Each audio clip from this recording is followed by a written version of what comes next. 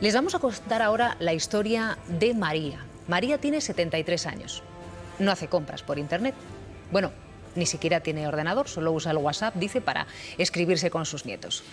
No sabía lo que era un hacker, pero tuvo que aprender a la fuerza cuando se convirtió en una mula tecnológica. Unos ciberdelincuentes utilizaron su documento nacional de identidad para crear perfiles falsos en 2 casas de juego online y después gastarse el dinero de la tarjeta de crédito que también habían robado a otra mujer en Durango, en Vizcaya. Y ahí es donde empieza su pesadilla. Fran Peláez es el abogado de María. Fran, muy buenos días. Hola, buenos días, Silvia, ¿qué tal? Bueno, ¿cómo se produce este robo de identidad que ha convertido en un nuevo perfil, en una nueva figura que no conocíamos hasta ahora, a María, en eso de mula tecnológica? ¿Qué es una mula tecnológica?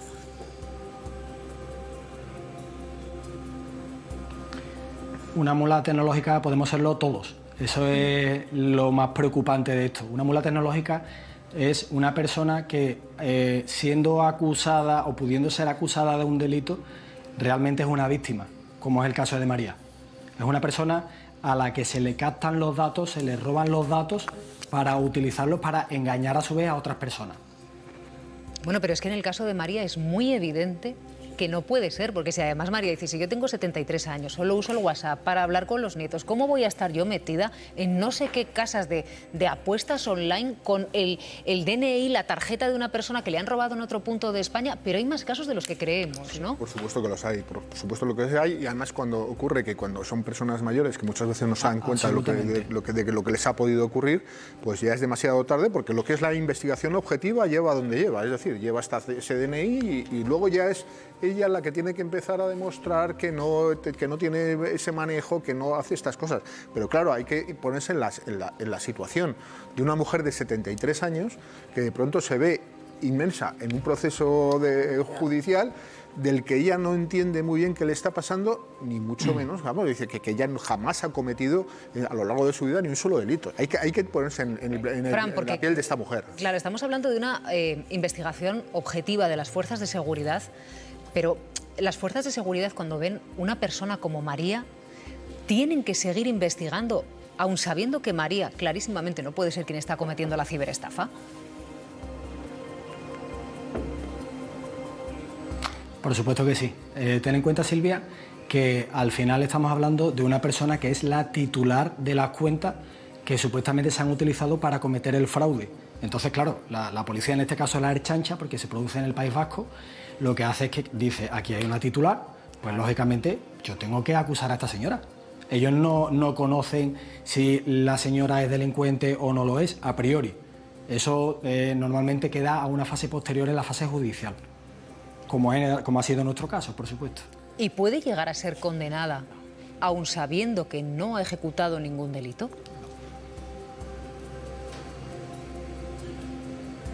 Por supuesto que sí. Bueno, en este caso, felizmente, hemos conseguido resolver el asunto porque hemos planteado una batería de pruebas en el ámbito tecnológico que al final han llevado a la conclusión de que realmente la señora no es la culpable. En este caso, objetivamente, desde un punto de vista objetivo, el procedimiento no se cierra de esta manera formalmente, pero la realidad es esa. O sea, cuando se ponen encima de la mesa, por parte del despacho, se ponen una serie de pruebas que evidencian que la señora no tiene nada que ver con esto, pues en el juzgado hay una persona con 2 dedos de frente que dice, oye, mira, la señora con 73 años, que no tiene ni idea de este tema, que no sabe absolutamente nada.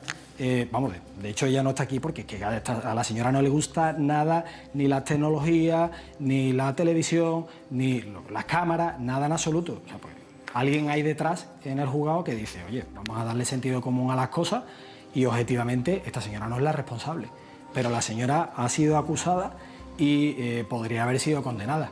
De hecho, esto pasa mucho. Es decir, aquí en el despacho tenemos muchos asuntos de estafa y suplantación de identidad, que es como técnicamente se podría llamar a esto, y pasa en muchas ocasiones que son acusados y hay situaciones en las que a las personas se les puede condenar, y hay que tenerlo en cuenta. Y ese podemos ser tanto tú como yo. Podemos ser cualquiera al que le roben un carnet de identidad o le roben la información suficiente para abrir una cuenta, en este caso en una casa de apuestas, o, por ejemplo, en una entidad bancaria, que las entidades bancarias cuentan en algunas ocasiones con brechas de seguridad que utilizan los ciberdelincuentes para, a su vez, abrir cuentas a esas personas y estafar a terceras, utilizar a estas personas como mulas tecnológicas, como tú bien decías. La pregunta es cómo podemos darnos cuenta de que estamos siendo víctimas de un caso de estas características. A ver, Andrés Román es inspector jefe de ciberdelincuencia de la Policía Nacional de Málaga. Andrés, muy buenos días. Buenos días, Silvia, y todos los compañeros. Gracias. Claro, vamos a ver si a nosotros nos... hablar de temas tecnológicos que cada día tienen más protagonismo. Claro, sí, no, efectivamente. Si a nosotros nos roban la cartera, igual podemos intuir que pueden usar nuestros datos. Pero estamos hablando de brechas tecnológicas en una entidad bancaria o en otro tipo de empresas, o de que simplemente se hagan con nuestros datos, vamos, o con una foto, o, en fin, que accedan a un documento. Nosotros, ¿cómo podemos saber si nuestra identidad ha sido usurpada y se está usando para delinquir? Bueno, no hay manera de saberlo, pero sí hay manera de prevenirlo. En ciberdelincuencia siempre decimos que la mejor protección es la prevención. No es exactamente así como tienen las documentaciones. En los últimos años, como sabemos, se ha producido una reconversión de muchos aspectos de nuestra vida material en la vida virtual, y una de ellas es la reconversión de la banca online. Para abrir una cuenta online, no solamente en la banca, sino también en eso que se denomina exchange, que son compraventas, son webs en internet de compraventa de criptomonedas. Se ha producido una reconversión de la manera en que operamos y la manera en que nos relacionamos con la banca. Y ahí es donde surge la figura de mula financiera. Mula, policialmente, se ha entendido aquella persona que llevaba la droga o que llevaba la cuenta bancaria para blanquear. Pero ahora siempre eran connivientes, eran personas que estaban compinchados con la delincuencia. La diferencia es que ahora, con esta reconversión tecnológica, podemos ser cualquiera víctimas y que nos conviertan. ¿Cómo y de qué maneras? Y ahí sí tengo que hacer una matización, porque es importante, en la medida que sepamos cómo nos pueden convertir en mulas financieras, sabremos cómo prevenirlo. Porque ya te digo, una vez que está hecho el mal, podremos dar explicaciones. Y al final, evidentemente, esta señora, que me parece muy laxo lo que le ha pasado, y os puedo poner ejemplos muchísimo más graves, dará explicaciones y terminará absuelta, ¿no? Recordemos que la detención y la imputación no es una condena, es la oportunidad que te da el sistema para defenderte. Hay tres maneras en las que todos los contertulios, todos los ciudadanos que nos están atendiendo, nos pueden convertir. En primer lugar, es por medio de las falsas o los empleos viciados. En plataformas de empleo aparecen titulares como intermediario financiero, gestor administrativo. Eso no esconde más que un sueldo fácil de teletrabajo, aprovechando ahora la situación que hemos vivido, por la que la gente desempleada pues se ofrece fácilmente a servir de instrumento para blanquear, es decir, recibir cantidades y transferirlas. Ellos se quedan con 500 euros y ya está. Y la segunda, que es la importante, es obteniendo documentaciones, y gracias a esa reconversión de la banca digital se abren cuentas bancarias. ¿Cómo el delincuente o los grupos organizados obtienen nuestras documentaciones? Recuerden estos tres procedimientos. En primer lugar, por medio de las falsas ofertas de empleo o trabajo. De nuevo vemos cómo los delincuentes aprovechan nuestras necesidades, nuestras emociones, el que está pasando un mal momento, para ofrecer un trabajo que no pretende otra cosa más que le enviemos por WhatsApp fotocopias de nuestra última nómina, fotocopias de nuestro pasaporte, de nuestro DNI. Ahí ya tenemos el primer error. No hay que remitir nunca, y menos por canales no seguros, documentación. Segundo, sí, Andrés, es a través de las plataformas de compraventa de objetos.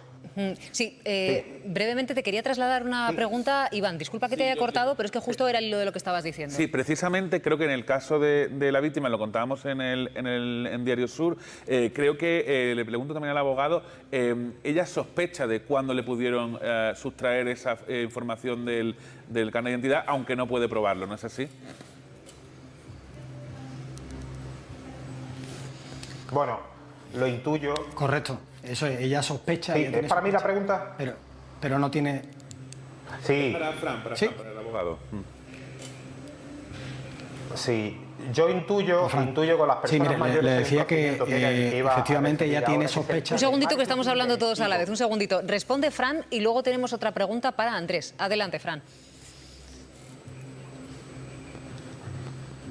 Sí, decía que efectivamente en este caso existían sospechas, pero siempre, claro, a toro pasado. Esta señora no se imaginaba en la vida que esto le iba a ocurrir. Entonces, una vez que ella recibe la citación del juzgado de Durango, en el País Vasco, es cuando ella dice, ¿esto qué es? ¿Esto qué narices qué me estás contando? Entonces, es en ese momento cuando ella empieza a darle vueltas junto con sus hijas para buscar alguna posible sospecha de dónde ha podido ocurrir, aunque tampoco tenemos la certeza, tenemos la sospecha exclusivamente. Entonces, efectivamente, así ha sido. Sospechas existen, pero no existe una certeza de dónde ha podido ser. Nos están trasladando una duda a algunos espectadores, Andrés, porque claro, tú has dicho, bueno, lo que le ha sucedido a María es un ejemplo bastante laxo de lo que suele suceder. Yo conozco ejemplos más graves. ¿Cuál ha sido el caso más grave al que tú te has enfrentado, Andrés? Sí. Silvia, si me permite, a colación de la pregunta que habéis hecho antes, intuyo esta persona cómo ha podido ser víctima, porque era la tercera modalidad, que es el telemarketing delictivo. La luz está muy cara y nos llaman para ofrecernos un contrato que conlleva la remisión de documentación. Tenemos que tener mucho cuidado con el telemarketing delictivo, lógicamente diferenciarlo del lícito derecho al marketing normal. Pero esas personas que nos llaman, que nos piden, que nos lían, eso están tejiendo una red que nos pretende liarnos. Casos graves. Pues mire, esta persona ha sido imputada, pero puede verse en una detención, puede verse en procedimiento judicial, pero es que puede verse en el registro de morosos, puede verse con créditos pedidos, puede verse también con reclamaciones de Hacienda y puede verse envuelto en una trama demencial que al final se aclarará, pero que te convierten en un cadáver financiero. Es decir, las consecuencias son tan variadas como imaginación tiene el delincuente, y el delincuente tiene todo el tiempo para imaginar.